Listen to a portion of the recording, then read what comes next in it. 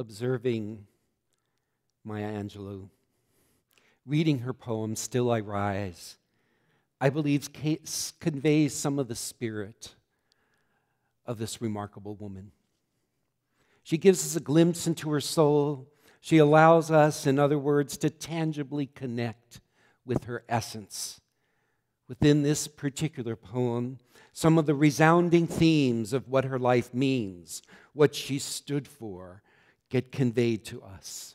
Indeed, her life demonstrates again and again, in spite of trauma and loss, that she cultivated a path of steady resistance and heartful resilience. As she puts it, resilience means that you have been somewhere and going somewhere else and going somewhere else, which is what we are all doing. Well, I would add, I hope that's what we are all doing. I hope that we are finding ways to engage with our life in all the ways that it is unfolding and going somewhere, and not just staying somewhere, but going somewhere, even if that somewhere is deeper within. Having just viewed Angelou delivering this poem, you would have to agree with me that she demonstrates here her mission, which she describes in this way. My mission in life is not merely to survive, but to thrive, to do so with some passion, some compassion, some humor, and some style. Certainly all are present in this delivery of her poem. In this poem, there is some lingering wisdom that can come over us like a fresh spray of water to refresh and to embolden our own resilient spirits. And at the same time, included in this poem are some stinging reminders that there is some pain here that cannot be removed too easily, without recognizing that sometimes this pain is what propels us towards resilience, as it did in Angelou's life, and I suspect as it does in our own lives. Sometimes pain leads us to the threshold of finding the sources of resilience within us and among us. Angelou addresses America's legacy of racism in a way that cannot be whisked away too easily or brushed aside too cerebrally. It is a pain that must be felt. It is a pain that must be known. And what Maya Angelou knows and conveys is that those who carry the centuries of this pain in their own body and souls need not only be constrained by this experience, for she declares, leaving behind nights of terror and fear, I rise. Into a daybreak that's wondrously clear, I rise. Bringing the gifts that my ancestors gave, I am the dream and the hope of the slave. I rise. I rise, I rise.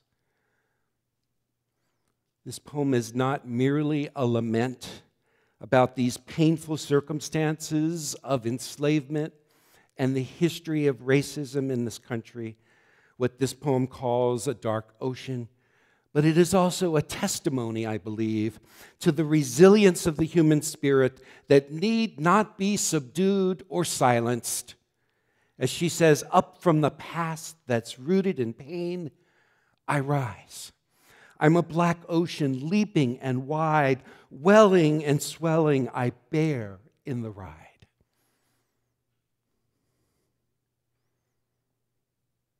Maya Angelou demonstrates one way of transmuting pain is through the power of words. For Angelou believes that words are things. And she knows that her words have helped to change lives and to change society. She once said, words mean more than what is set down on paper. It takes the human voice to infuse them with deeper meaning. When you know some of the circumstances of her life, you can appreciate that she did not come across this wisdom about words too easily. As Angelou describes in her first of a 7-part memoir, I Know Why the Caged Bird Sings, a book, by the way, that has been banned by some school districts. She describes how as a 7-year-old child, she was sexually abused and raped by her mother's boyfriend. When she told her brother what had happened, he told the rest of the family. The boyfriend was arrested and found guilty and was jailed a night and a day. And 4 days after his release, he was murdered. It was at this point that Maya Angelou became mute for 6 years. She reflected later in her life that I stopped speaking because I thought my voice had killed him. My 7.5 years logic told me that my voice killed a man, and so it was better I did not speak. So I didn't speak.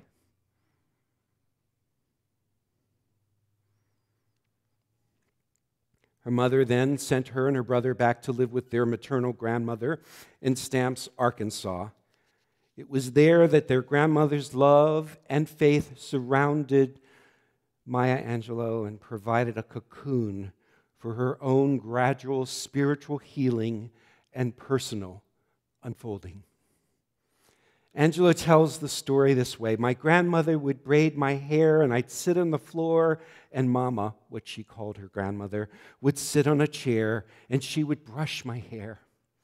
And she would say, Sister, Mama don't care what people say about you because about you must be a moron and you must be an idiot because you can't talk. Sister, Mama don't care. Mama knows that when you and the Lord get ready, you're going to be a teacher. Sister, you're going to teach all over this world. I would sit there and think, this poor, ignorant woman, didn't she know I would never speak? But we know now that she did. That once she started speaking, she couldn't stop speaking. I believe those 6 years of silence were for her an incubating time for her own soul. She was incubating the self that she would become. Perhaps your own path of resilience has included a period of incubation as well, a time of pause, a time of setting apart, a time of going within, a time of inner healing, a time of cultivating the qualities that will serve you in your own personal unfolding. I know that I have had times like that. Let's pause now and remember those necessary pauses that have sometimes happened in our life that have contributed to who we are, that have cultivated in us the qualities that have sustained us. Let's think about those moments now and bless them in our memory.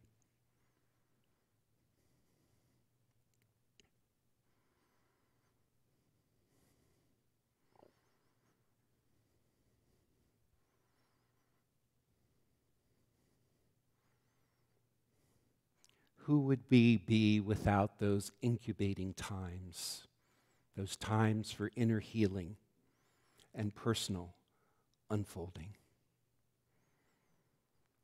It was during those years of not speaking that young Maya would escape into the world of literature, guided by a friend of the family who would also be able to obtain books at the library for her at what was then a segregated white school library.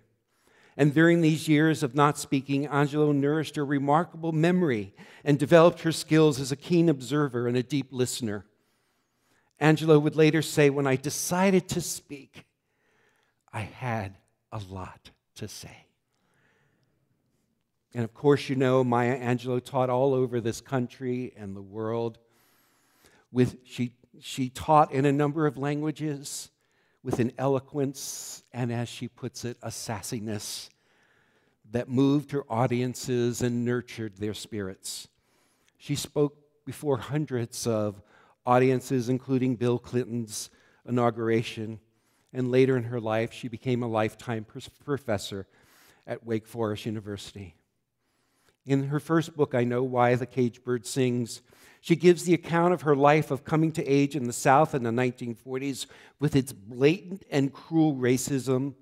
And then subsequently in the book, she talks about how she came to live with her mother again in San Francisco, California.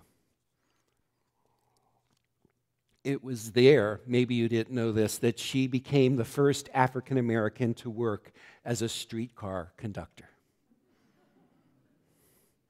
After several applications and persistence, she obtained that position. She also lied about her age.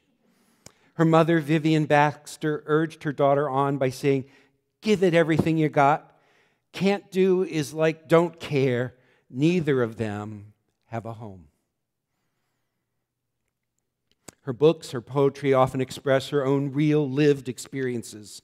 In the verses from Still I Rise, she's clearly addressing the collective trauma that has impacted many African Americans in this country. The healing of that collective trauma of enslavement is the work of all of us. She speaks to both the oppressed and the oppressor when she takes this stance towards the collective trauma of racism. Did you want to see me broken?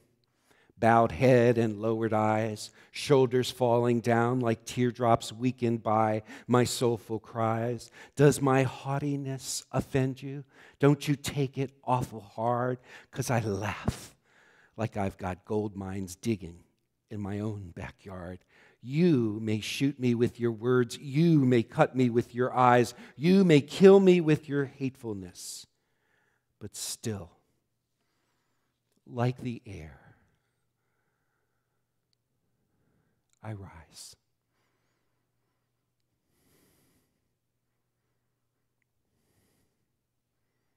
Maya Angelou also found her way through many personal traumas in her life and offers this perspective. The traumas of my life can't be undone, but I can heal and grow. And perhaps my stories can have an impact and help others who may be going through something similar. Anytime I've witnessed someone go through similar pain, like those that reached out to me, I reached out to them.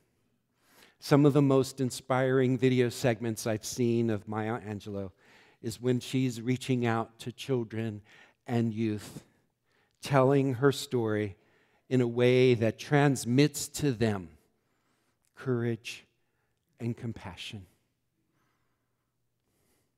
Some of Maya Angelou's wisdom has endured in those who quote her, and oftentimes these days it appears in memes. And some have written articles on her 40 most meaningful quotes, or the quotes that have changed my life. And including these are pieces of wisdom which she embodied, I believe, in her interactions with others. I only have time to share a few of these, but perhaps you can see how this wisdom, this distilled wisdom also was conveyed in the poem that we heard her read. One piece of wisdom, she said, is if you don't like something, change it. If you can't change it, change your attitude. Or you may not control all the events that happen to you, but you can decide not to be reduced by them. Or I've learned that you shouldn't go through life with a catcher's mitt on both hands. I love this one. You need to be able to throw something back.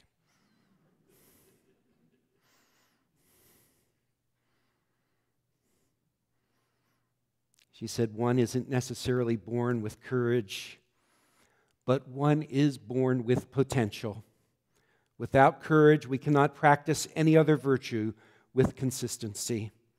We can't be kind or true, merciful, generous, or honest. She said, a woman in harmony with her spirit is like a river flowing. She goes where she will without pretense and arrives at her destination prepared to be herself and only herself. She said, "Nothing can dim the light which shines within."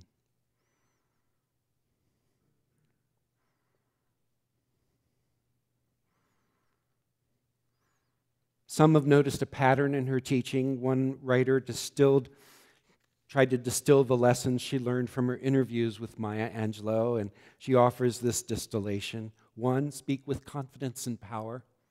2, don't be afraid to be vulnerable and share your story. 3, see hard times as opportunities for growth. 4, develop your courage. 5, have hope for the future.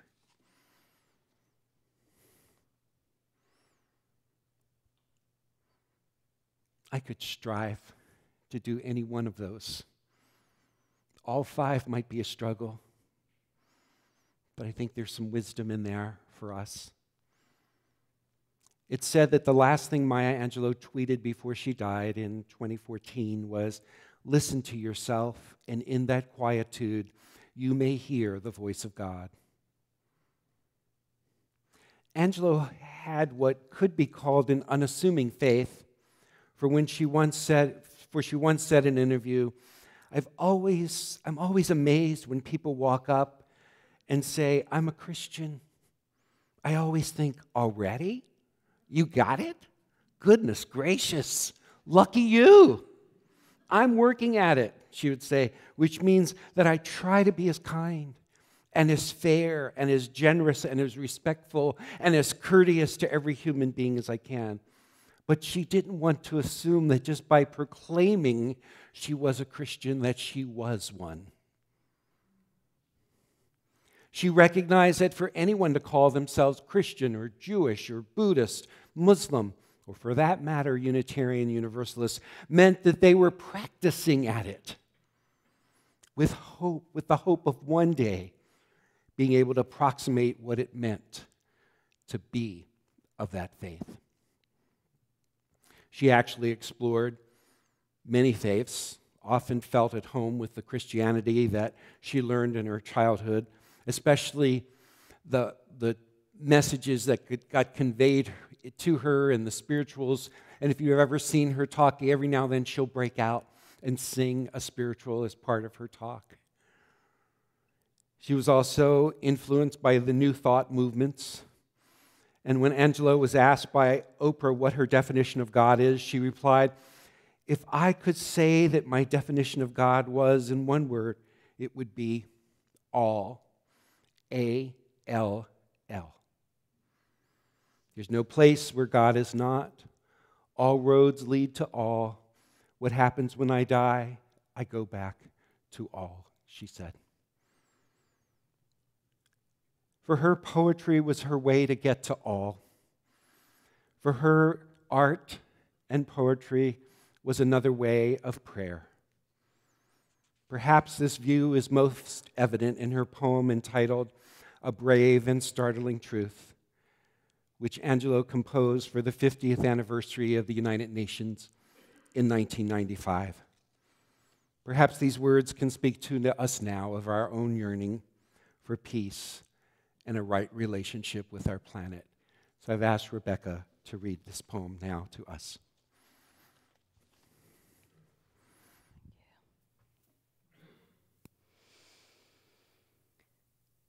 We, this people, on a small and lonely planet, traveling through casual space, past aloof stars, across the way of indifferent suns, to a destination where all signs tell us it is possible and imperative that we learn a brave and startling truth. And when we come to it, to the day of peacemaking, when we release our fingers from fists of hostility and allow the pure air to cool our palms, when we come to it, when the curtain falls on the minstrel show of hate and faces sooted with scorn are scrubbed clean, when battlefields and Colosseum no longer rake our unique and particular sons and daughters and bloody grass to lie in identical plots in foreign soil.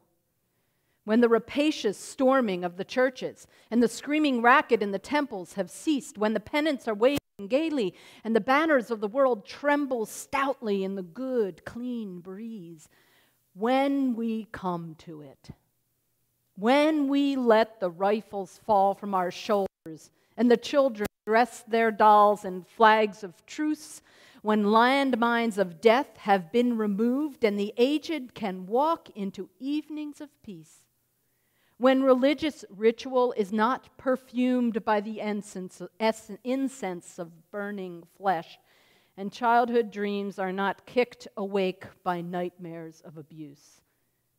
When we come to it, then we will confess that not the pyramids with their stones set in mysterious perfections, nor the gardens of Babylon hanging as eternal beauty in our collective memory, not the Grand Canyon kindled into delicious color by western sunsets, nor the Danube flowing its blue soul into Europe, not the sacred peak of Mount Fuji stretching to the rising sun, neither Father Amazon nor Mother Mississippi, who without favor nurture all creatures in their depths and on the shores. These are not the only wonders of the world. When we come to it, we, this people, on this minuscule and kithless globe, who reach daily for the bomb, the blade, and the dagger, yet who petition in the dark for tokens of peace.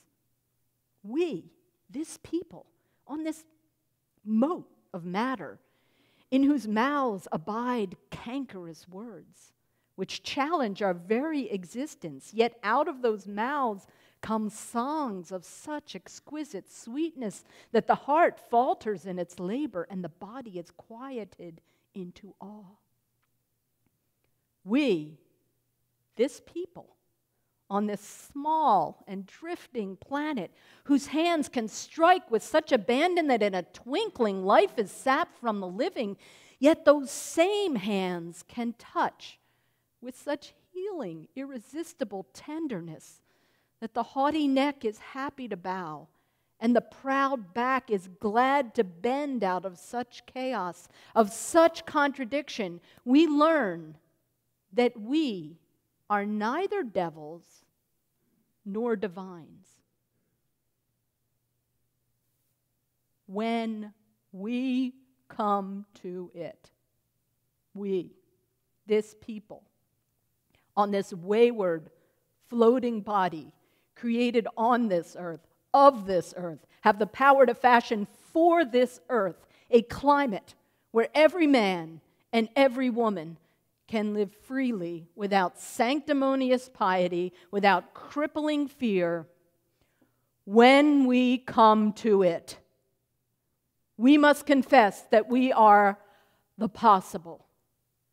We are the miraculous, the true wonder of this world. That is when, and only when, we come to it.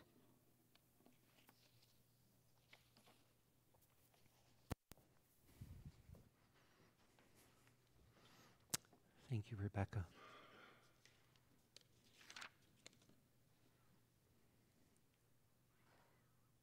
So as I've reflected upon Maya Angelou's life over the last few weeks, I've come to appreciate some of her embodied faith. My friends, I believe that Maya Angelou can be a wisdom figure for us, since she can help any of us to appreciate that faith is not enough if it is only cerebral. She can remind us that faith is what any of us construct out of the sinews of our own experiences. Faith, if it is to serve us and mobilize us, is honed in the reflection of our own experiences in the depths of our lives and not just skimming on the surface. Faith is a way of being in the world not merely a way of thinking about the world. My friends, my hope for this community is that we as a faith community continue to hone that capacity for faithing in the midst of a world that more than ever needs our strength of conviction, needs our value-empowered actions, and needs our courage to declare what we stand for with resilience and with resistance. Can I hear an amen? Can I hear another amen? And I pray that Maya Angelou's presence and testimony can transmit that understanding to us as well. And then still we rise. So may it be.